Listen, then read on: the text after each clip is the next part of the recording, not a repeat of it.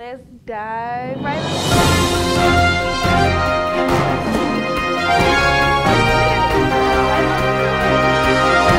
Sani Bonani, my name is Ashley Carr. Thanks for joining South Africa's MSU 2U News Today. So basically, MSU 2U News Today is a news station to connect South Africa's UNISA, the University of South Africa, to MSU, Michigan State University in the United States, and we talk about ongoing issues. So today we have a special guest joining us all the way from the United States, myself, Ashley Carr. We want to think critically. We want to put on a critical lens. So when I say a critical lens, I mean you're thinking critically, you're listening critically, you're analyzing everything. So what I've learned in South Africa is you have to dig a little deeper than usual. When I put on my critical lenses, I know, like, it's time to really look into everything, dig deep into everything.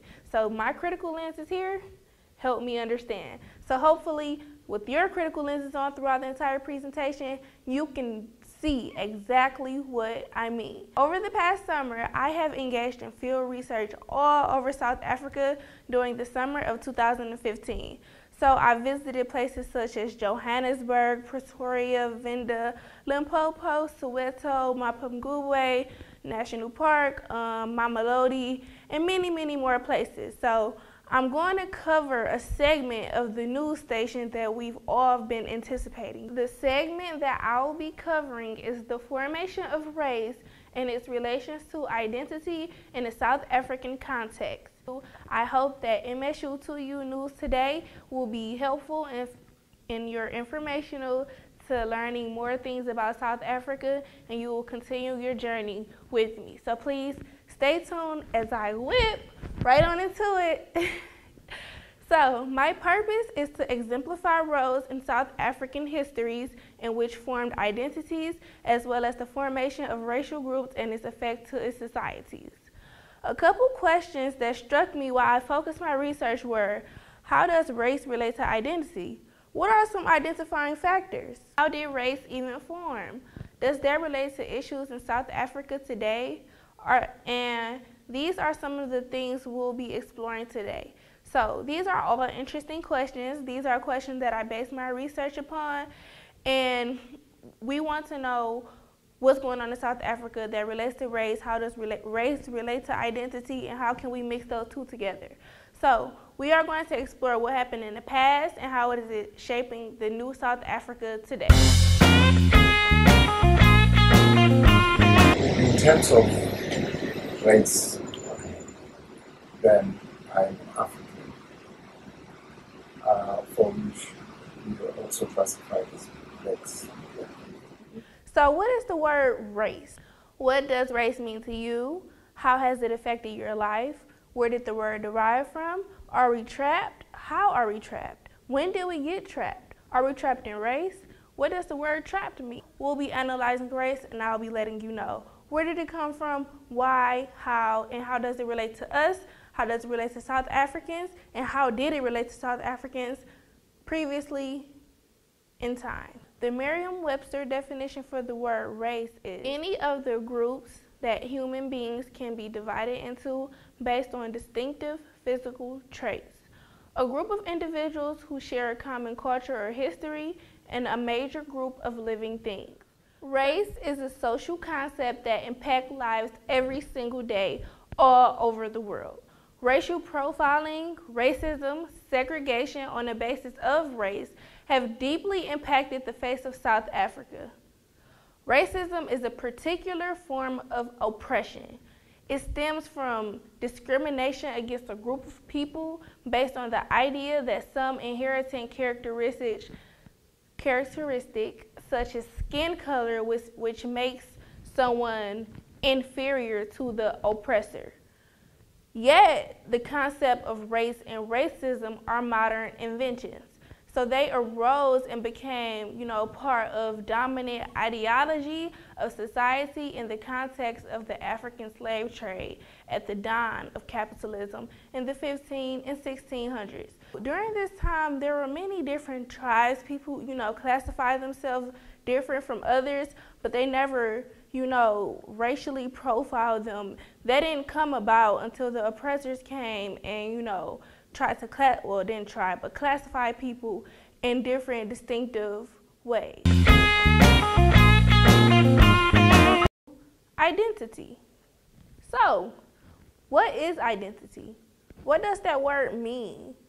How does one identify themselves in South Africa? So when did you realize that you wanted to change your name to be closer with your identity? Like, at what point did you realize, like, wow, instead of Abram, I should really go with T? Yeah, because when it's a question of African identity, you know, I became quite aware that Abraham is not an African name. Even Mortimer is not an African name. So it makes me feel like a stranger in Africa. What are some identifying factors? Where did it come from? Are there many different things to identify someone? Well, when you actually hear the word identity, what do you think about? There is actually a complex meaning from the dictionary, but we're going to discuss both. Of qualities and beliefs that makes one person or groups different from others. Individuality. And my means of research is the different factors to define who you are as a person and how you classify yourself as an individual. So some identifying factors may include culture, traditions, geographic location, religion, and language. So these different factors are actually what my means of research will be focusing on the identity aspect.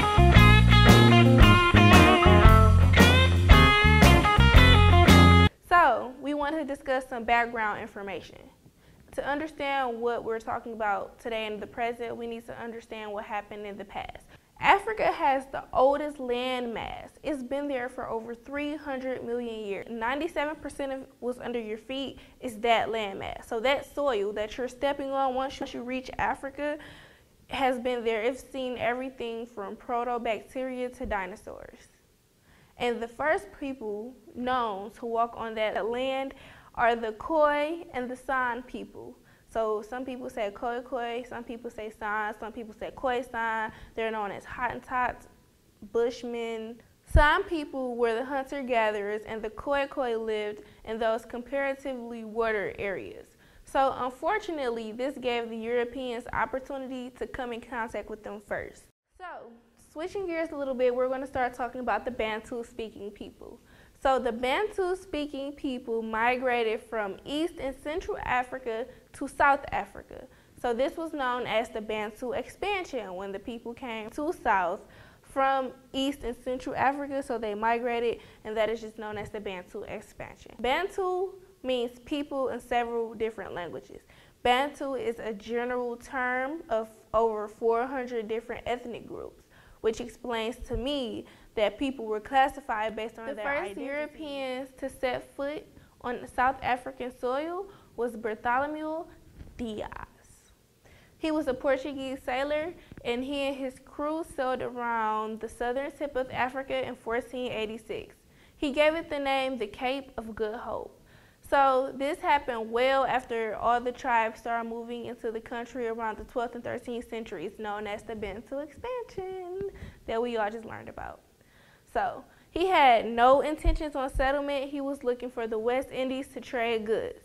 9 years later, another Portuguese sailor, Vasco da Gama, arrived, and the Khoi were prepared to trade with the travelers. But because of lack of communication and misunderstandings, there were many issues and disagreements between these two groups. So the Khoi and the new Portuguese sailor who came 9 years after Bartholomew tried to trade with the Khoi, but they couldn't because they didn't speak the same languages or they just had communication issues.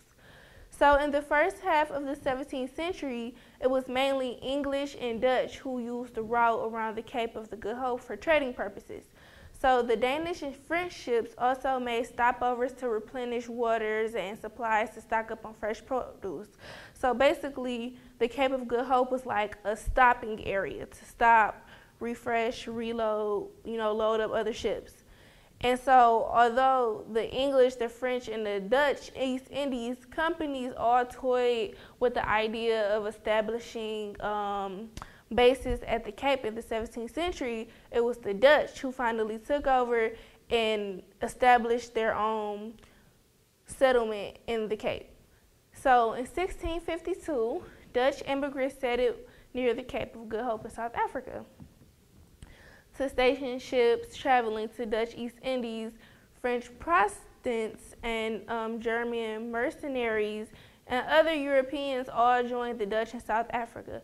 So in 1652, that's when people really start, foreigners from Africa. So not the Africans who was already there.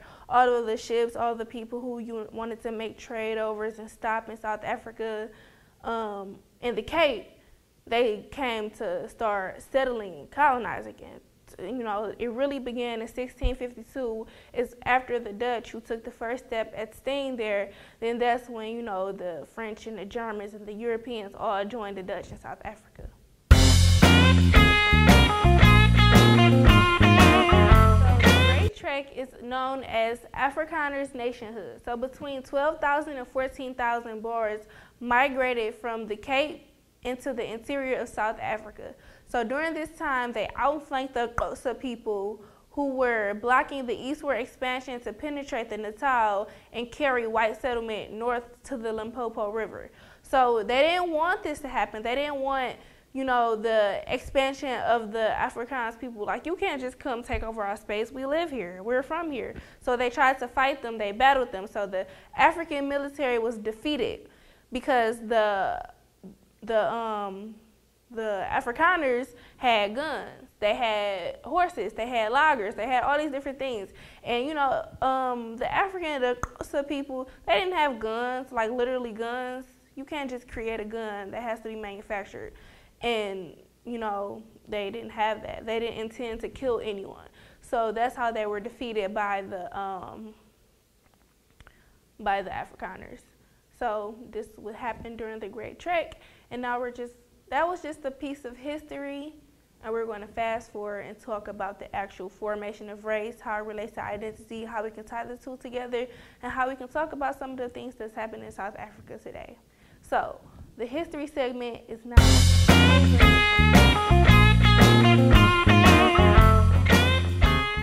So the Afrikaners fought the African military, they won, so now they oppressed that certain group of people. So that is actually another form of racism. So when you are oppressed by us, we are your rulers. You are less than us. We are more than you. You are less than us. We're superior. You're inferior. You look like this. We look like this. You are less than us. We are more than you. So your racial group is over here. We are over here. Although it may not have been defined as black and white or, this and that, it actually formed, like we're discussing the formation of race, it actually formed during the times of colonization. And to further explain, Dutch farmers, known as free burgers, so Dutch cut their contracts with these people who did free farming for them, and they tried to expand their agriculture. So they came in contact with some South Africans who herded sheep and practiced settled agriculture. So since we're herding our sheep over here and you're trying to expand your crops, we was here first. You can't bring your crops over here because our sheep is right here. So, that made conflict. First the Khoi and then later the Xhosa people in whose land they were encroaching. So this marked the beginning of subjugation of the Tembu, the Pandu, the Fingo, and the Xhosa in the Transkei. So the Xhosa in particular fought 9 wars spanning a century, which gradually deprived them of their independence and subjugating them to British rule. So overall, because they did not want to give up their land, they had to fight these people, and since they lost the fight, they were subjugated to their rule. Another form of race. And the moment that the Dutch tried to oppress the Khoi people was the sign of the formation of race. Although it was not defined as black and white, Indian, Chinese, or this and that, it was the formation of race, the formation of superiority and, inferiority. So people were defined as less than or more than or enslaved or not slaved. So during this time of slavery, how do you think that the slaves were treated? They were treated as they were less than. They were not equal. They were not the same. So this is when race comes into play. So different groups of people are being brought to the Cape of Good Hope. And this is how there are many different groups of people in South Africa today, not because they just flew for a vacation and decided to stay. They were actually enslaved and brought to South Africa, and that's how many of these different populations are the way they are today. And so many of these officials sold slaves at the Cape because they could get a better price than in East Indies, because it was illegal in the East Indies. So foreign ships on the way to Americas from Madagascar also sold slaves at the Cape. So the Cape became the place to sell slaves. So if you wanted to buy a slave, if you wanted to sell a slave, you would sell it at the Cape, because it was illegal in the East Indies for slavery to even exist. And that's where most people imported slaves and sold slaves. So the Cape of Good Hope became the selling and buying of different types of slaves. Also, the Indian subcontinent was the main source of slaves during the early part of the 18th century, and approximately 80% of slaves came from India during this period. So a slaving station was established in Delagona Bay in 1721, but it was abandoned by 1731. So it was only in existence for about 10 years. And between 1731 and 1765, more and more slaves were brought from Madagascar. So during this time, slaves were imported to South Africa, the Cape of Good Hope, and they were just imported to do agricultural work, different kinds of work. So many groups of people were brought to the Cape of Good Hope in South Africa just to do slave work. So when you go to South Africa, you will see many different groups of people. And if you ever wonder, like, wow, I never knew this existed, or why did this exist? Well, back in the 17th century and the 18th century, there was a time where slaves were imported to South Africa to do different duties and different things. So you will see many different groups of people in South Africa today, and they are there today because they were once enslaved by the Dutch, the British, and the Afrikaners. So yes, the Dutch, the British, and the Afrikaners all enslaved different groups of people, and they were actually the oppressors.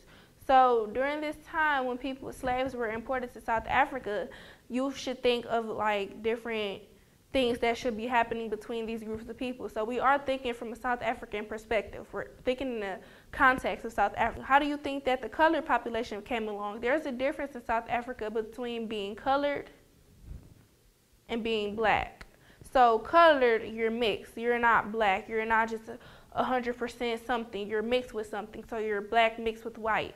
You're white mixed with Chinese. As I'm struggling as an African with my own identity. So there's definitely a difference. And how do you think this came along? Well, definitely the oppressors had to begin relationships with some of the enslaved or the original people in South Africa. And also, during the time where all of the enslaved people were imported to South Africa, you will think of the different groups being there. So once the enslavement period was over and there was finally freedom, what can you think was happened? Well, there was a loss of identity. Well, who am I? How do I know this is who I am? Well, it's already defined that you're either black or you're white or you're Indian or you're Chinese or you're something, you know? So, like, what's going on? What's my culture? How do I know this is real? And these are all different things that people struggle with identity. So now we're going to talk about identity in South Africa and how did the formation of race affect the identities of people who are living in South Africa today. Why don't South Africans take pride into their heritage? Why do they want to be Like what? They associate that with inferiority. They see that there's something very inferior. Africans are inferior? Yeah, That's how they see it? that's how they see it. Okay. Mainly because of what has come across from the media. So while we're discussing identity, I want to talk about the identity of Indians back then and then now today. So as stated, 80% of the slaves were Indians, and the practice continued until the end of slavery in around 1838. So majority of the slaves that came from Far East integrated with the Cape White and colored communities. So in the second half of the 19th century, Indians came to South Africa in two categories, namely indentured workers, or later as free or passenger Indians. So the indentured Indians were to work for the Natal colony government as Natal sugar plantations. So indentured Indians actually came to do, sugar cane, work at the sugar plantations. And then the free Indians came to South Africa mainly as traders alert to new opportunities abroad. And these free Indians also came on their own expenses from India or other places as such. But immigration was stopped in 1914. So between November 1860 and 1911, nearly 152,184 indentured servants were across from India arriving into Natal. In 1910, nearly 26% of the indentured men returned. I just wanted to stay to represent the other Indians who were there and the other, the rest of the population who didn't have a say, so they all wanted to stay and remain. And that's why we have present day Indian populations in South Africa today, because many people came to South Africa to be indentured workers, or they came as slaves. So the Indian population originated by people coming in as slaves, indentured workers, or free passenger Indians. So that's why today we have many Indians. Indian South Africans are predominantly Hindu, but Muslims, Christians, and Sikhs also came to South Africa from India around early 1860s. So the diverse Indian population in South Africa is concentrated in KwaZulu-Natal's largest city, Durban, which has the most substantial Indian population in sub-Saharan Africa. So South Africa as a whole also has a substantial Indian population with over 1 million people of Indian descent. Therefore, Indian influences have contributed to the multicultural diversity of South Africa. The local culinary landscape has been infused with a diverse array of Oriental flavor, most notably in the Natal region. Popular dishes include curry and an intriguing Durban dish called bunny chow, which is half a loaf of bread hollow with the fill of curry. So South African Indians retain a sense of cultural and social connections to India and a concept of primary local and secondary ancestral identity as prevalent among people of Indian descent. And we want to relate it to the standing of today, South Africa. So do Indians feel comfortable in South Africa? Are they okay with being Indian in Africa? I'm pretty sure the question arose as to why am I in Africa if I'm Indian? Do I belong in India? Maybe those are the questions that comes from children. Maybe those are the questions that have been wondered but not answered. And those are the questions that probably should be explored. So Indians in South Africa have a sense of home, but do they have a sense of being accepted simply because who they are? And the sense of being accepted is also a sense of relating to race. So because your race is this, are you accepted?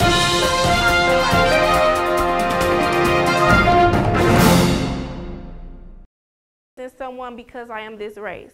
And how did race come about? From colonization. And how did colonization come about? From the sense of superiority and inferiority. So I feel as if people make these connections of race and identity and they don't even know it. You struggle with race and identity and colonization all in one. So you are being colonized by this group of people, the oppressor, and you are also facing the racial difference, and you are also facing the identity struggle. So I feel as if race, identity, and colonization are kind of welded together, and they all coexist in a not a okay way, but that's the realization of how things work, unfortunately. So always remember the 3 key concepts of today's teaching: the formation of race, its relations to identity, and how it is viewed in the South African context. So, the formation of race. Race formed from colonization. From the thought of being inferior and superior formed race. Races, racial groups, and racialization. So people were being treated differently based off who they were, their geographic location. So if you were originally from this place, we're going to try to colonize you because we are better than you. That's the mindset of the oppressors in the 1600s. So during the time of oppressions, race was developed. So you are white, you are black. Although it may not have been named that at this particular time, those groups were separated based off your standing. So you are different, you are not. Your geographic location proves this, you look like this, so we are better than you. We are superior than you. So formation of race equals colonization. Also, how it relates to identity. People have many problems identifying themselves because of who they are or where they are. So once again, geographic location plays with identity. So Indians may believe like, well, why am I in Africa if I'm Indian?